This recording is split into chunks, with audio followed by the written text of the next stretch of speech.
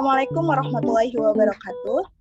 Kami dari kelompok 1 akan mempresentasikan mengenai kandungan zat aditif dalam produk makanan ringan yaitu berupa snack.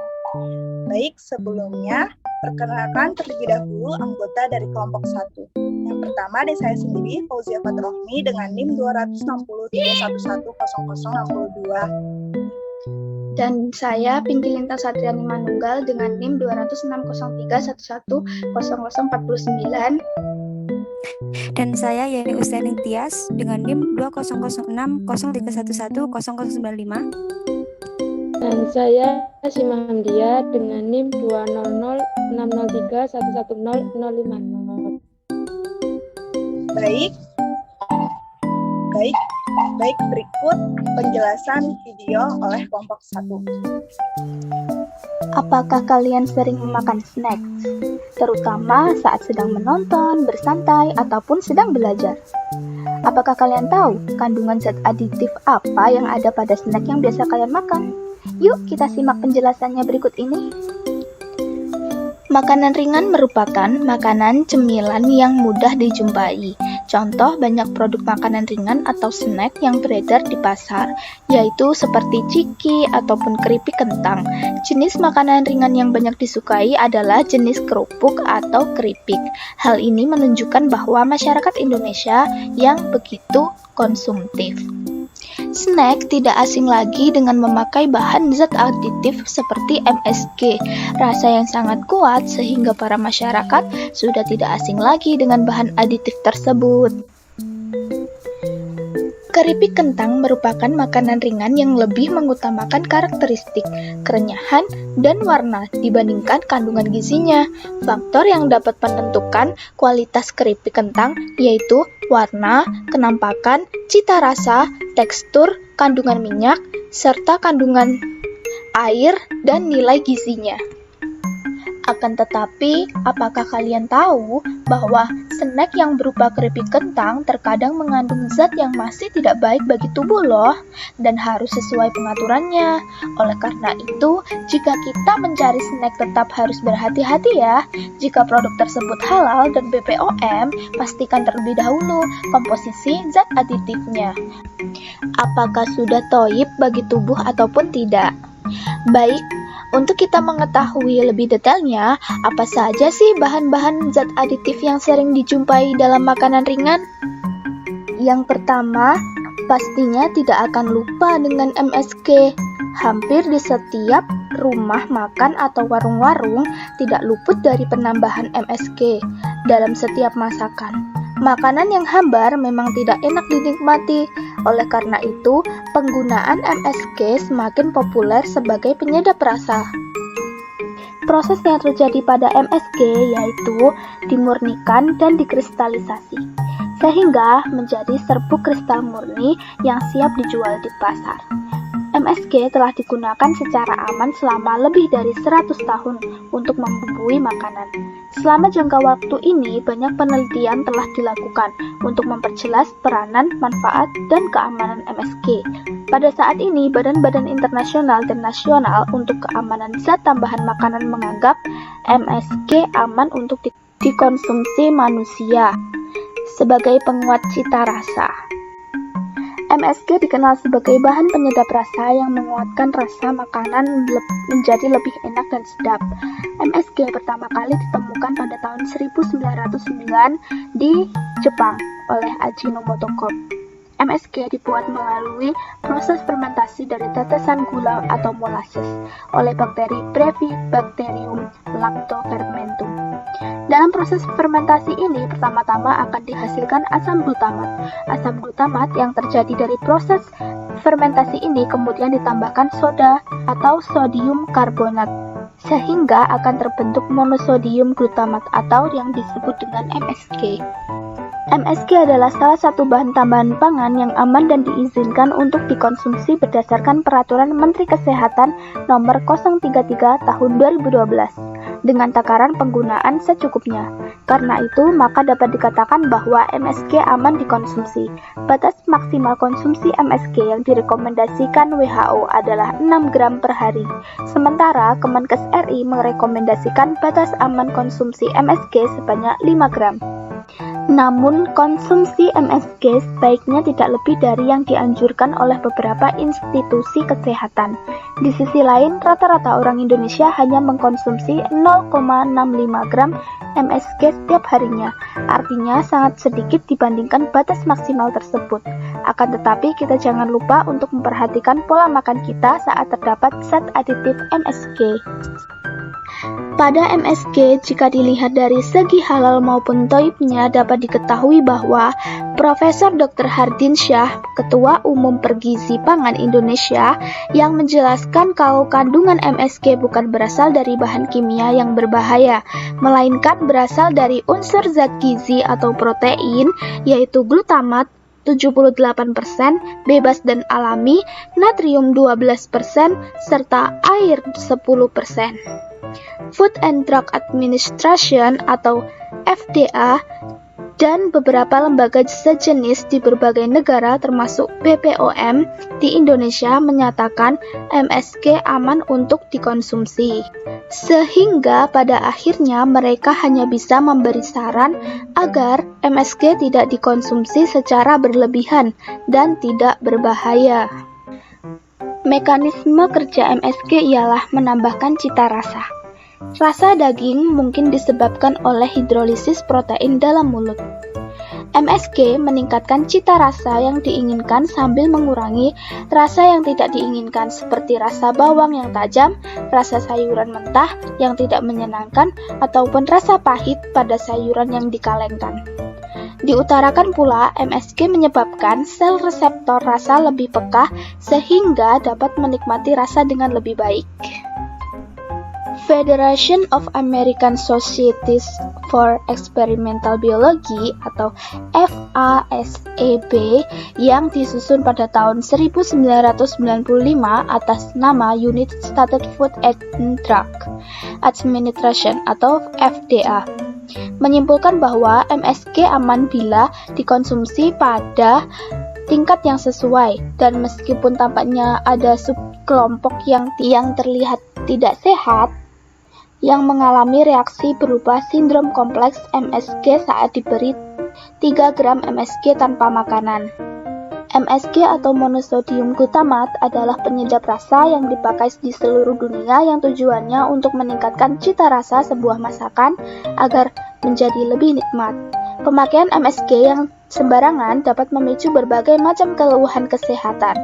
Efek yang terjadi saat mengkonsumsi MSG berlebih ialah 1. Kegemukan, 2. Nafsu makan hilang, 3. Gangguan jaringan otak, 4. Kerusakan hati, 5. Penurunan kualitas kecerdasan, dan terakhir gangguan jantung, otot, pencernaan, serta sistem pernafasan hingga psikologis.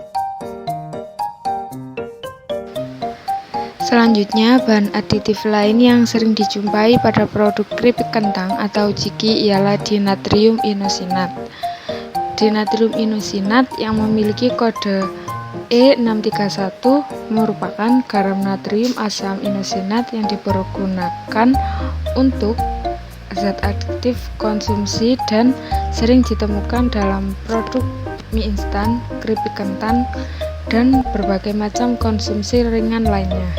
Dinatrium inosinat dipergunakan sebagai penyedap rasa yang bersinergi dengan mononatrium glutamat atau MSG bagi memberikan rasa umami. Sering juga ditambahkan pada konsumsi bersamaan dengan dinatrium guanilat yang dikenal dengan nama dinatrium 5 ribonukleotida. Kemudian dinatrium inosinat ini merupakan barang yang relatif mahal. Oleh karena itu, dinatrium inosinat tidak dipergunakan sendirian sebagai penyedap rasa. Bila dinatrium inosinat terdapat dalam bahan konsumsi tetapi MSG tidak berada, kemungkinan bahwa asam glutamat sudah terdapat sebagai anggota dari bahan konsumsi lain atau terdapat secara alami seperti tomat, keju perasa, atau ekstrak ragi. Kemudian terdapat peraturan terkait zat aditif menurut keputusan peraturan BPOM mengenai batas maksimum penggunaan bahan tambahan pangat penguat rasa, yaitu dinatrium inosinat terhadap makanan ringan berdasarkan peraturan BPOM nomor 23 tahun 2013 perihal ambang batas penggunaannya. Untuk dinatrium inosinat tidak dibatasi penggunaannya karena dinatrium inosinat merupakan bahan tambahan pangan yang diizinkan namun digunakan dalam jumlah secukupnya untuk menghasilkan efek yang diinginkan. Selanjutnya, pada zat aditif dinatrium inosinat dilihat dari segi halal maupun thayyibnya dapat diketahui menurut sumber LPPOM MUI, dinatrium inosinat merupakan zat aditif yang digunakan sebagai penyedap rasa pada makanan. Kemudian jika dilihat dari segi kehalalannya, dinatrium inosinat ini halal dan aman dikonsumsi. Namun, subhatnya tergantung kepada kehalalan media yang digunakan dalam pembuatannya secara fermentasi, kecuali jika dibuat dengan cara sintetis kimia, bahan tersebut menjadi halal. Selanjutnya, efek negatif jika dikonsumsi berlebihan akan mempengaruhi kesehatan kita. Jika mengkonsumsi dinatrium inosinat secara berlebihan, diantaranya yaitu merusak organ pencernaan dan organ dalam apabila dikonsumsi secara berlebihan. Selanjutnya dapat memicu resiko terkena penyakit kanker. Yang selanjutnya dapat melemahkan sistem syaraf otak, dan yang terakhir dapat menyebabkan ketergantungan. Selain itu, zat aditif kandungan lainnya yang ada dalam produk snack yang dapat kita jumpai itu sebagai bahan pengawet yang dinamakan dengan zat aditif antioksidan TBHQ. Nah, zat ini itu dapat ditemukan dalam produk makanan. Selain dalam produk makanan, juga dapat ditemukan dalam produk kosmetik seperti lipstick. Lalu juga dapat ditemukan pada parfum ataupun skincare. Pengawet dan antioksidan TBHQ ini memiliki karakteristik berupa kristal berwarna terang, namun dengan bau yang tidak terlalu kuat. TBHQ, apa saja kegunaan pada kandungan TBHQ? TBHQ ini digunakan bersama zat aditif lain seperti propil galat, BHA, dan juga BHT. TBHQ sendiri sebenarnya masih berkaitan dengan BHA karena TBHQ terbentuk saat tubuh mencerna BHA. TBHQ merupakan singkatan dari tertiary butyl hidroquinone dengan rumus kimia C10H14O2. Akan tetapi saat kita sering melihat komposisi tersebut, bisa jadi itu dapat menyesatkan kita. Mengapa? Karena kandungan zat aditif itu biasanya berasal dari minyak nabati ataupun hewani.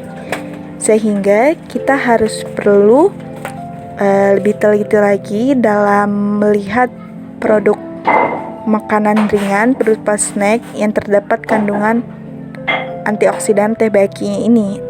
Kalau misalnya berasal dari nabati, berarti itu masih termasuk halal dan aman, sedangkan dalam hewani berarti harus kita hati-hati karena bisa jadi untuk hewan tersebut bukan dari hewan yang disahkan dalam MUI.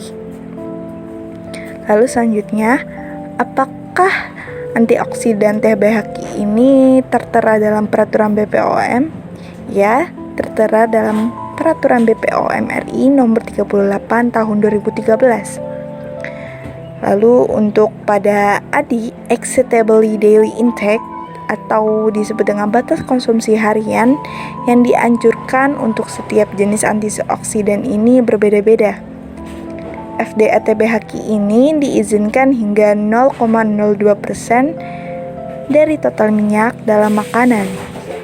Di Indonesia, nilai ADI ini untuk penggunaan TBHQ sebagai BTP tentang bahan tambahan pangan International Numbering System for Food Additive yang dimana sebesar 300. Lalu, menurut sumber LPOM MUI, TBHQ ini merupakan senyawa kimia yang sintetis. Komponen lain yang sering digunakan sebagai antioksidan adalah hasil ekstraksi dari bahan alami. Karena berasal dari bahan alami, maka antioksidan ini jauh lebih aman serta bersahabat. Tidak ada reaksi negatif yang muncul, meski efektivitas dan stabilitas bahan alami ini masih kalah dibanding antioksidan sintetis. Baik, untuk segi kehalalannya, antioksidan sintetis ini sebenarnya relatif lebih aman karena hampir tidak ada unsur haram masuk ke dalamnya. Sedangkan untuk yang alaminya sendiri ini, kehalalannya harus masih dikaji lagi karena ini berasal dari sumber bahan baku. Serta perlu diteliti apakah bahan baku tersebut dari bahan yang halal ataupun tidak. Mekanisme kerja pada antioksidan TBHQ ini berfungsi untuk mencegah terjadinya reaksi oksidasi, yaitu reaksi kerusakan akibat minyak terekspos oksigen. Mekanisme kerja ini memiliki dua fungsi. Yang pertama, merupakan fungsi utama dari antioksidan, yaitu sebagai pemberi atom hidrogen. Fungsi kedua merupakan fungsi sekunder antioksidan, yaitu memperlambat laju autooksidasi dengan berbagai mekanisme di luar mekanisme pemutusan rantai autooksidasi dengan pengubahan radikal lipida ke dalam bentuk yang lebih stabil.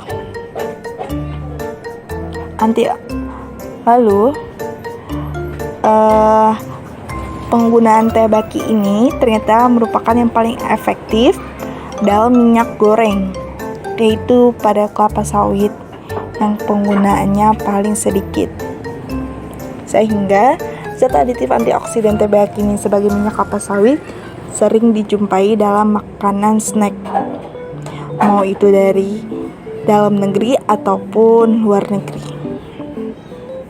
Nah, untuk efek negatif pada antioksidan TBHQ ini yang sering bagi kesehatan, yang pertama ini berpotensi mengakibatkan kanker, lalu dapat mengakibatkan gangguan pada penglihatan seperti saraf, serta dapat menimbulkan kematian. Lalu dapat mengakibatkannya juga timbulnya reaksi alergi. Pada penelitian oleh Gultokin dan Doku pada tahun 2012 menunjukkan zat aditif antioksidan ini sintetis dapat menyebabkan timbulnya reaksi alergi pada kulit seperti dermatitis kontak dan urtikaria kronis. Reaksi alergi ini timbul pada individu tertentu yang memiliki sensitivitas yang lebih tinggi dengan gejala seperti ruam merah dan gatal pada kulit. Baik, untuk slide selanjutnya yaitu kegunaan zat aditif dinatrium guanilat. Dinatrium guanilat adalah zat aditif yang dicampurkan untuk menguatkan rasa makanan olahan seperti mie instan maupun minuman energi. Dinatrium guanilat juga dikenal sebagai natrium 5 guanilat dan dinatrium 5 guanilat dengan rumus kimia C10H12N5Na2O8P adalah garam dinatrium penyedap rasa guanosin monofosfat atau GMP alami. Dinatrium guanilat adalah zat aditif makanan dengan nomor EE627. Dinatrium guanilat sering dijumpai dalam berbagai makanan beserta dengan dinatrium inosinat. Kombinasi keduanya dikenal sebagai dinatrium 5 ribonukleotida. Zat ini dikategorikan aman untuk dikonsumsi sebagai bahan aditif yang cukup mahal. Dinatrium guanilat tidak digunakan secara bebas. Bila dinatrium guanilat terdapat dalam bahan makanan, tetapi MSG tidak ada, kemungkinan bahwa asam glutamat sudah tersedia dalam bahan makanan lain seperti kecap, tomat, keju, dan bahan lain yang memiliki kandungan asam glutamat yang tinggi. Untuk slide selanjutnya yaitu peraturan terkait zat aditif dinatrium guanilat. Menurut Food and Drug Administration atau FDA di Amerika Serikat, dinatrium guanilat merupakan penguat rasa yang aman dikonsumsi. Begitupun dengan pertimbangan European Food Safety Authority atau EFSA bahwa zat aditif ini aman dikonsumsi.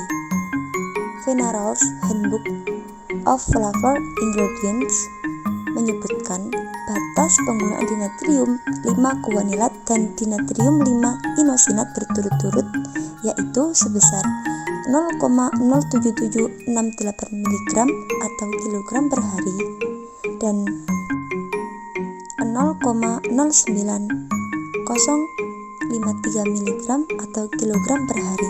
Tetapi dalam PPOM RI, batas maksimum cara produksi pangan yang baik atau Good Manufacturing Practice yaitu CPPB. Nah, apa sih CPPB itu? CPPB adalah jumlah BTP yang diizinkan terdapat pada pangan dalam jumlah secukupnya yang diperlukan untuk menghasilkan efek yang diinginkan. Untuk itu, penggunaan dibatasi oleh peraturan pemerintah dalam Undang-Undang Nomor 7 Tahun 1996 tentang pangan untuk bayi berumur di bawah 12 minggu. Asupan nukleotida purin yang melebihi batas aman konsumsi dapat mengakibatkan gangguan metabolisme. Nah, BTP penguat rasa ini merupakan produk hasil fermentasi. Untuk dari segi toyibnya